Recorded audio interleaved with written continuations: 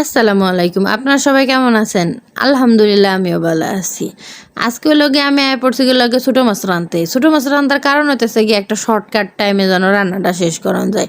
আবার মনে মনে খাইতেও মন চাইছে, কিন্তু খাইতে মন চাইলে কি হবো, রাঁধতে তো একটুও মন চায় না। কারণ এত গরম, ৩-৪ দিন যাবত এত গরম পড়ছে যে এই গরমের মধ্যে নিজের ঘরে ফ্যান চালায় থাকলেও যে গরম লাগে সেখানে রান্নাঘরে কেমনে যাই।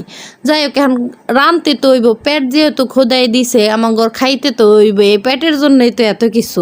তো আর কি, এখন রাঁধতে গেছি গে, পরে আমি আবার চিন্তা করলাম শর্টকাট টাইমে যেন রান্না করা যায় এমন রান্না যেন মানে বের করি। পরে আমি আবার কি করছি, ছোটো মাছটা যেন মাইখা ঝুঁকে বহাই, তাতে মানে টাইমটাও কম লাগবো। তারপরে একবারে বসাই দিলাম, ঝামেলাও শেষ। এই জন্য আমি একটু তেল, হলুদ, মরিচ, পেঁয়াজ, টমেটো, যেহেতু আমি আর পেঁয়াজ আর টমেটো দিয়ে রান্নবো সেগুলা দিয়া মানে ভালো করে মাইখা ঝুঁকে লইছি। আর ছোটো মাছটা একটু পরে দিছি, কারণ মানে পেঁয়াজ আর টমেটো মাখতে গেলে যদি মাছগুলো গইলা যায়, এই জন্য পরে আমি আর কি মাইখে লইছি।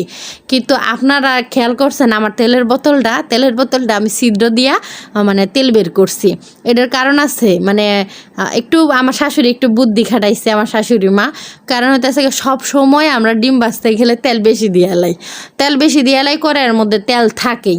তো আমার শাশুড়ি মা কী করছে, একটু বুদ্ধি খাটায় তেল মানে তেলের ডিব্বার আর কি মুটকাটা ছিদ্র করে দিছে, যাতে ডিম ভাজি আর হইতেছে গিয়া রুটির মধ্যে তেল যেন কম দেই, সবসময়ই বেশি দেই। এটা কয়েকবার লক্ষ্য করার পরে আমার শাশুড়ি মা আমাদের এই কাজটা মানে কইরা দিছে। অবশ্য সুবিধাই হয়েছে, যাদের আমার মতো আর কি তেল ডাইলা পরে তারা এই কাজটা করবেন, দেখবেন বেলা অনেক সুবিধা।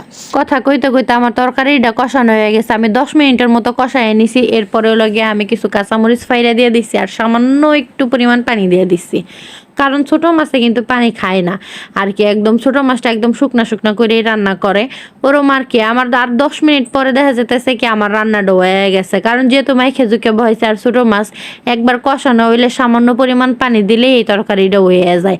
আমার তরকারিটাও হয়ে গেছে। এরপর আমি একটু ধনিয়া পাতা দিয়ে নাড়াচাড়া করে আমার তরকারিটা নামায় ফেলাম। আর মানে লাস্ট লুকটা দেখেন কত সুন্দর।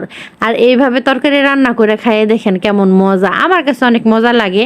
আমার জালেও কইছে নাকি আমি এরকম মাইখে ঝুঁকে বসাইলে নাকি তরকারিটা মজা লাগে আর কি, সময়ও কম লাগে, মজাও লাগে।